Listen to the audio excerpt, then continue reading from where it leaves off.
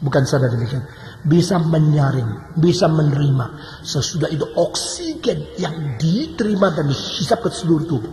Saudara-saudara, oksigen adalah semacam elemen di dalam udara yang ditemukan oleh seorang Belanda 230 tahun yang lalu.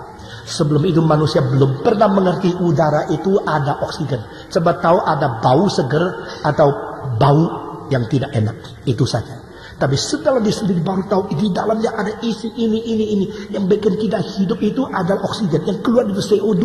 Mulai dianalisa elemen-elemen. Akhirnya abad 19, abad 20 makin lengkap pengertiannya. Saudara-saudara, Tuhan sudah sedia semua. Dan keempat, hidung juga mengetahui orang sebelahmu mandi atau tidak. Nah, saudara-saudara. Nah, fungsi-fungsi semacam demikian ini berada di dalam satu alat yang begitu kecil. Itu bukankah bijaksananya Tuhan? Apalagi yang pesek, saudara-saudara. Orang yang hidungnya pesek kecil jangan minder, fungsinya sama. Tuhan telah menciptakan segala sesuatu begitu hebat. Jadi kalau kita melihat ciptaan alam semesta, ada bijaksana di dalam kitab suci, satu-satunya tempat yang bijaksana berbicara dengan otoritas pertama itu adalah di dalam Amsal Sulaiman pasal ke-8. Saudara-saudara, mari kita membaca bersama-sama. Amsal Sulaiman pasal ke-8.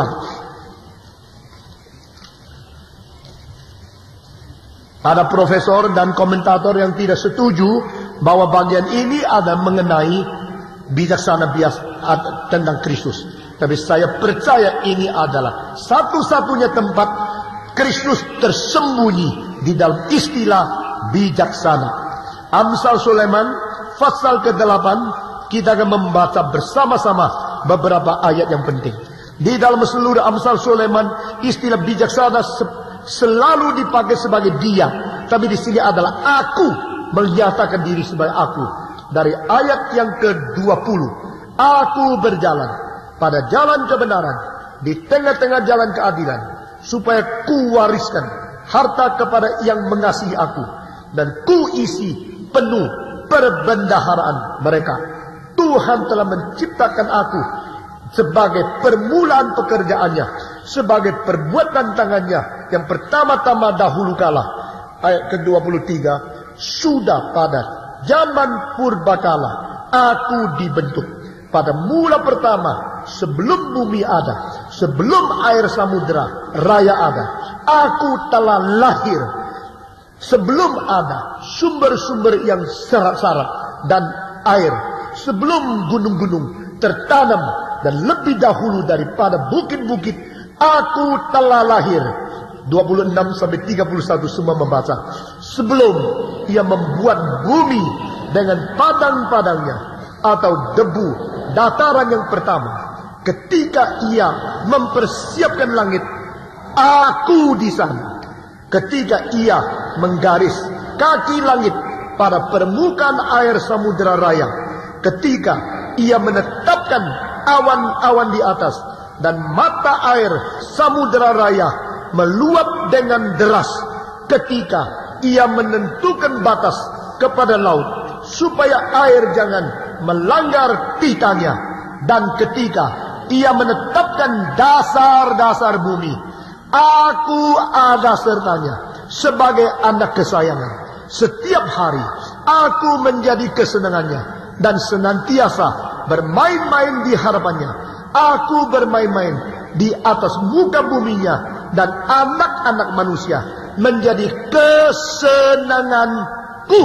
Siapakah ku ini? Siapakah yang menyebut diri sebagai ku di sini? Adalah bijaksana yang menjadi arsitek, yang menjadi desainer, yang menjadi perancang alam semesta. Dan siapakah dia? Dia adalah Kristus sebelum datang ke dalam dunia. Sebelum Kristus inkarnasi, dia adalah oknum kedua dari Allah Tritunggal. Sebelum Kristus datang ke dalam dunia, dia adalah anak Allah yang tunggal, oknum kedua, pribadi kedua Allah Tritunggal. Dan di dalam seluruh alam semesta yang diciptakan, bijaksana Allah yang berada di dalam Kristus yang menjadi dasar segala sesuatu. Saudara-saudara, Jadi di dalam ayat 10 sampai 12 Ibrani pasal 1 kita mempelajari dua-dua harus tidak mengaku. Pertama, ada yang tidak berobat? Ada. Ada yang berobat? Ada. Yang berubah itu apa? Dunia ciptaan. Yang tidak berubah itu siapa? Tuhan Sang Pencipta. Bagaimana Tuhan menciptakan dunia ini? Dia memakai prinsip-prinsip, dasar-dasar yang tidak berubah untuk menjadi penopang dunia ini dari kuasa Dia sendiri. Tetapi dunia ini tetap berubah. Dunia ini tidak kekal. Dunia ini akan lewat. Dunia ini akan lenyap. Dunia ini akan menjadi tiada. Karena dari dulu memang tidak ada. Jadi creatio ex nihilo, dicipta dari tidak ada, akhirnya akan dilenyapkan kembali lagi. Jikalau dunia akan lenyap kembali lagi, maka janganlah kita hidup hanya bersandarkan kepada dunia yang sementara dan kosong ini. Jangan mata kita terikat hanya kepada harta benda yang sementara di dunia ini saja. Biar kita selalu berikat kepada Tuhan yang tidak berubah itu. Saudara-saudara, kita menemukan begitu banyak bijaksana, begitu banyak yang indah, begitu banyak yang begitu ajaib, yang prinsip-prinsip yang luar biasa, yang mengandung kuasa ilahi, mengandung rencana ilahi, mengandung segala macam bijaksana ilahi sebagai dasar bumi ini. Nah di sini katakan, ya Tuhan, Engkaulah yang telah menciptakan bumi ini. Engkau yang telah menetapkan dasar daripada dunia ini, dan langit pun diciptakan oleh Engkau. Ini ayat ke-10. Ayat ke-11 bagaimana? Mari kita membaca bersama-sama. Ibrani pasal 1 ayat yang ke-11. Setelah kita menemukan, kita membaca bersama-sama. Ibrani pasal 1 ayat ke-11. Di sini katakan, semuanya itu akan binasa, tetapi Engkau tetap ada. Dan semuanya itu akan menjadi usang seperti pakaian. 12. Seperti jubah akan Engkau gulungkan mereka, dan seperti persalinan mereka akan diubah. Tetapi semua, tetapi Engkau tetap sama, dan tahun-tahunmu tidak berkesudahan. Yang disebut tahun-tahun apa itu? Berarti putarnya bumi, rotasinya daripada alam semesta, bintang-bintang yang berada di dalam dunia ini, dan dengan pertukaran musim, musim semi, musim panas, musim kemarau, musim dingin, kembali lagi. Ini namanya tahun-tahun. Tapi Tuhan yang berada di taktanya, tidak ada tahun-tahun perubahan. Tahun-tahun Dia adalah tahun-tahun yang tidak berubah.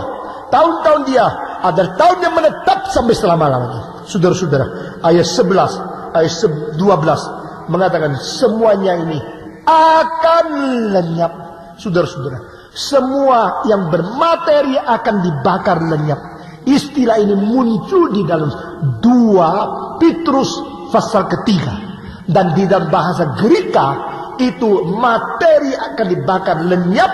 Itu istilah yang dipakai adalah mirip dengan bom atom meledak. Saudara-saudara, dan di sini kita melihat dunia ini tidak kekal. Karena jika Tuhan sudah waktunya mengizinkan dunia ini lenyap, semua akan hangus seketika juga, seperti atom itu meledak dan habis sama sekali. Saudara-saudara, this world is not our eternal home.